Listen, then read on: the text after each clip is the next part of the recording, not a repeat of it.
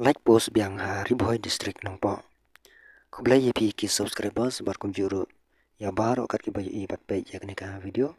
barkum juru kam tam ngai kublay ya kita ki perlo ki baju page bat kersan berbor na kapor ya ka channel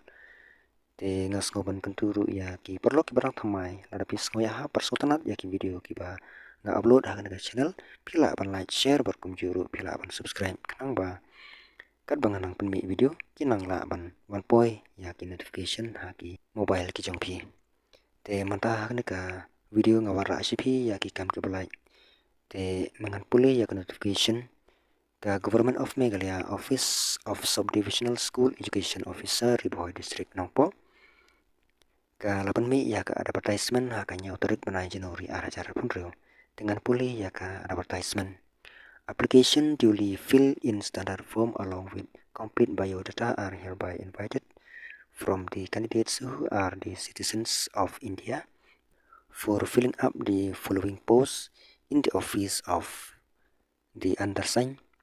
on contractual basis for a period of 1 year or which may likely to be extended from time to time subject to the satisfactory performance and the continuation of the scheme extra. Name of the post: one data entry operator under PM Poshan scheme. Qualification: class 12 pass and above with diploma in computer application. Desirable profile qualifications: minimum 2 years experience in field of online or offline data entry. Excellent working knowledge of Office and Management Information System. Remuneration 15,000 fixed.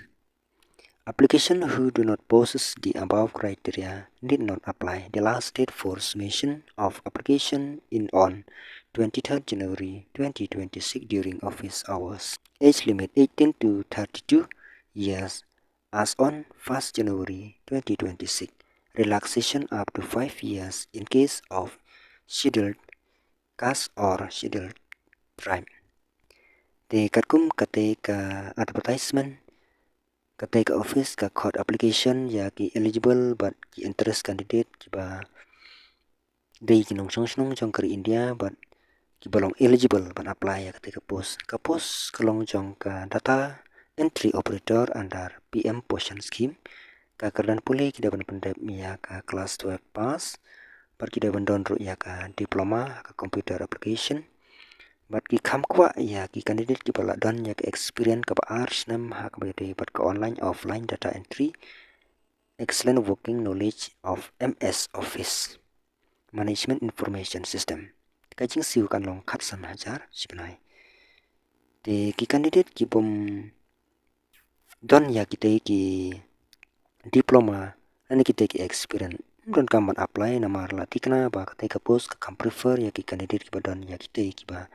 lada mention te kala state ban submit ya ki application form kan long hak arpulai terik banai Januari ara jar arpunreu hak por long office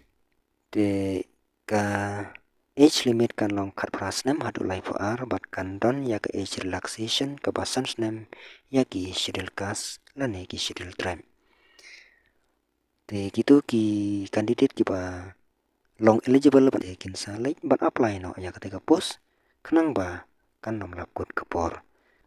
ban kumjuru ki candidate ki bala apply ka post ha kapor ba appear at interview hapun kambanra yang baro ki dokumen te nakam ta ki tip ka company apela ban like ka official website jongka